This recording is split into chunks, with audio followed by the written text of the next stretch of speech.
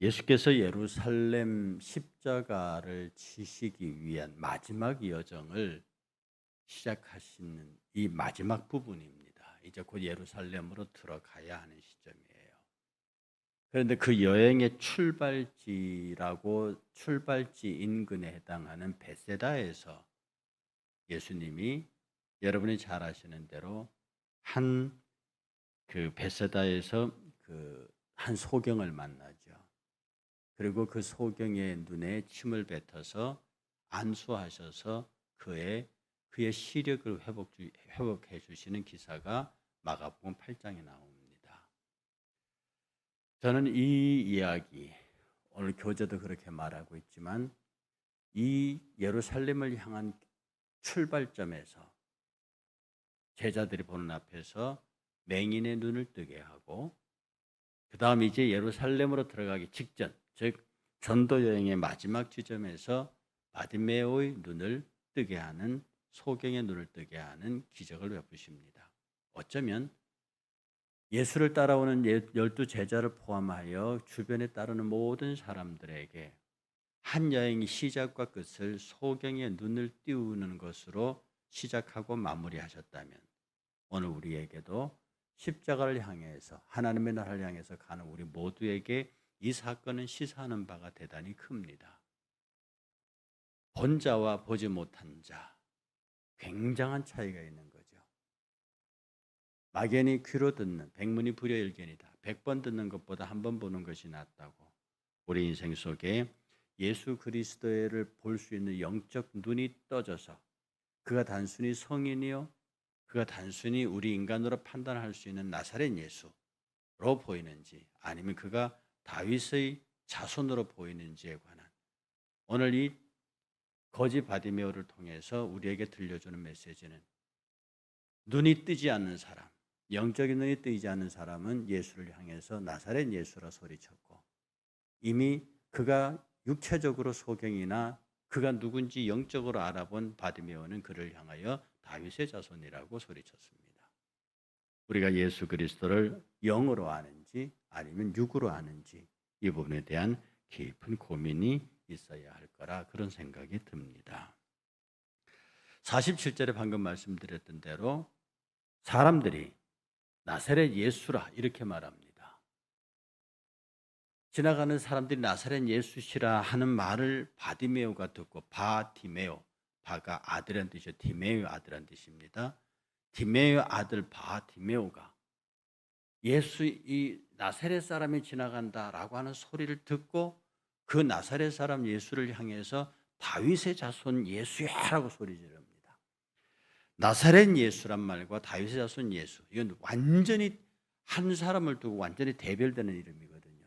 나사렛 예수, 이것은요, 나사렛, 무엇이 선한 것이 나사렛에서 나겠느냐, 그렇게 말했다잖아요.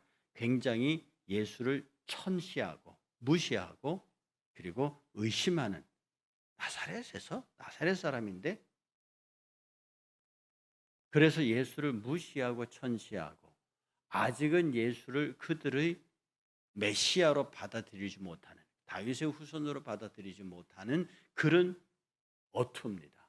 무시 내지는 무지 내지는 멸시하는 거죠.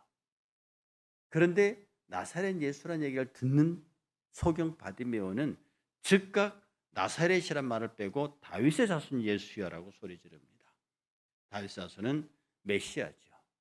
그러니까 이 소경이지만 이 사람은 그 전부터 예수에 관한 이야기를 들었을 때에, 이분이 우리가 기다리는 메시아다라고 하는 신앙. 그의 눈이 어두웠지만 그의 영의 눈은 이미 정확하게 예수가 누구신지를 알고 있었다는 사실입니다. 세상 사람들은 전부 다 예수를 나사렛 예수라고 지금도 부르고 있는 사람들이 많습니다. 예수를 인정하지 않고 예수를 다른 성인들 중에 하나로, 그저 훌륭한 사람으로, 개천에서 용난 사람 정도로 그렇게 나사렛 예수로 이해하는 사람들이 많습니다. 우리 그리스도인 안에조차도 나사렛 예수, 다시 말해서 가룟 유다처럼 예수를 이해하는 사람들이 있습니다. 무엇인가 일을 할 수 있는 사람, 도움이 되는 사람, 내 큰 일에 동력할 수 있는 사람. 이렇게 어떤 자기의 하는 일이나 위치에 도움이 될 수 있는 사람으로 예수를 받아들이는. 그 신앙에서도 예수에 대한 절대적인 신뢰보다는 예수 믿고 교회 직분을 가진 것을 하나의 사회적 평판으로 받아들이는 그런 사람. 그런 사람들은 모두 예수를 나사렛 예수라고 부르는 사람. 그러나 지금 예수가 모든 사람들에게서 다윗의 자손 메시아라고 공인되지도 않는 시점에서 바디메오는 예수를 향해서 다윗의 자손 예수여라고 소리 지릅니다. 이것은요, 이 소리가 예수의 귀에도 들렸을 거 아니에요. 이 소리가 주변 사람 소리도 들렸습니다. 이 소리가 예수의 귀에도 들렸고 주변에는 무리들의 손에 들렸습니다. 그 소리를 들은 많은 무리들이 잠잠하라. 48절에 많은 사람이 꾸짖어 잠잠하라. 그랬더니 이 사람이 더 크게 소리 지릅니다. 다윗의 자손이여 나를 불쌍히 여기소서.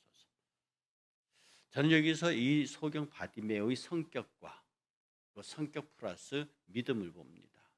많은 사람이 잠잠하라는 거예요. 왜 네가 예수를 나사렛 예수를 다윗의 자손이라 부르느냐.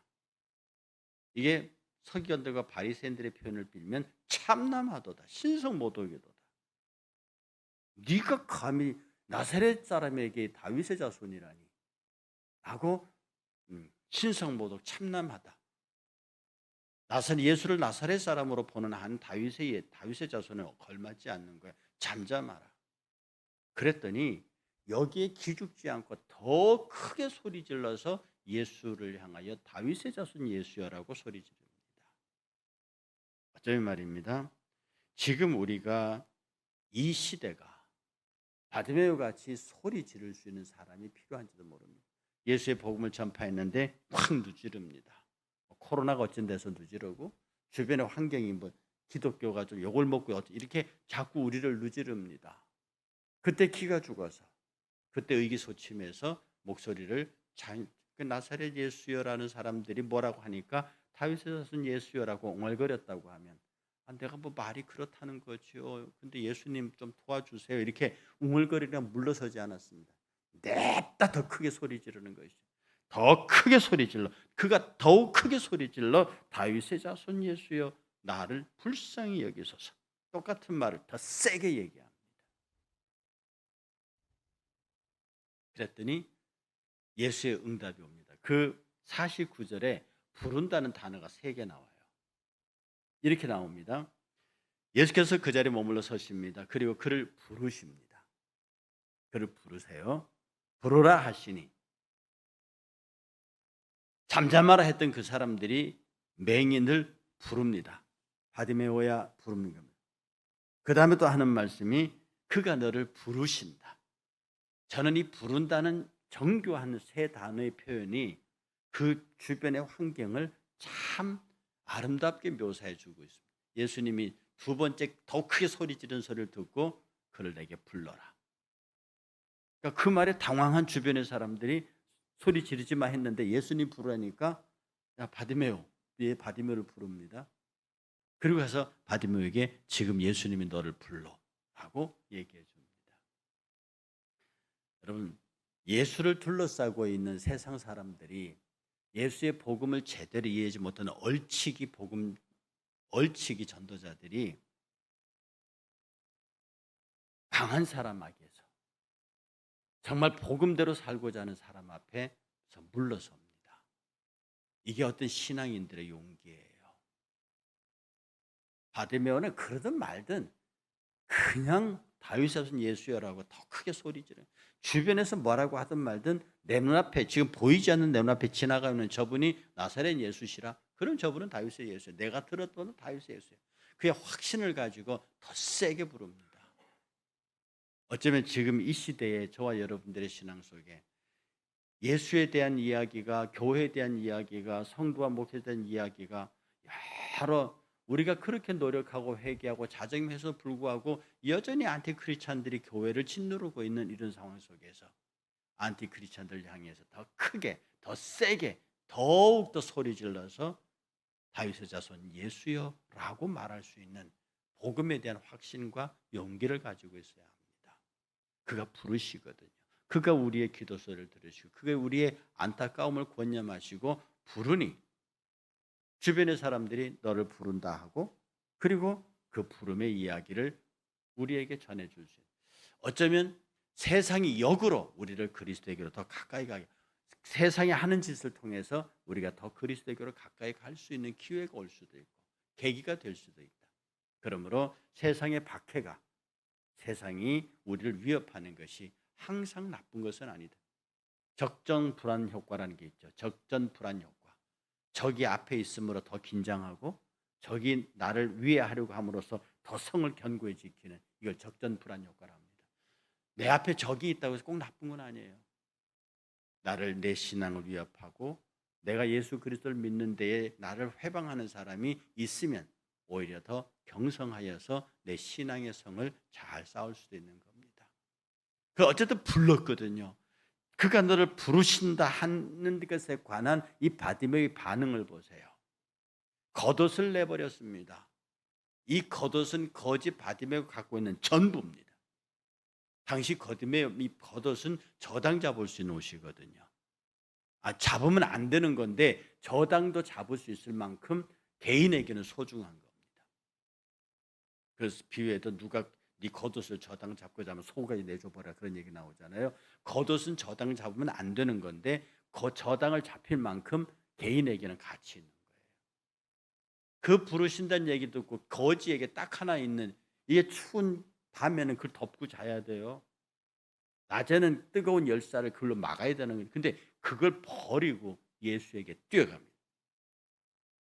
그것을 버리고 뛰어나가서 예수께 나아갑니다. 이 사실과 딱 대조되는 사건이 하나 있죠. 요가 이퀄할 수 있는 사건이요.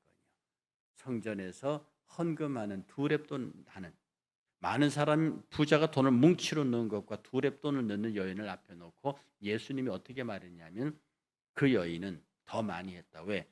그는 생활비 전부를 넣었다. 지금 여기 바디메오는 자기의 가진 걸 모든 걸 던지고 예수에게 뛰어갔어요.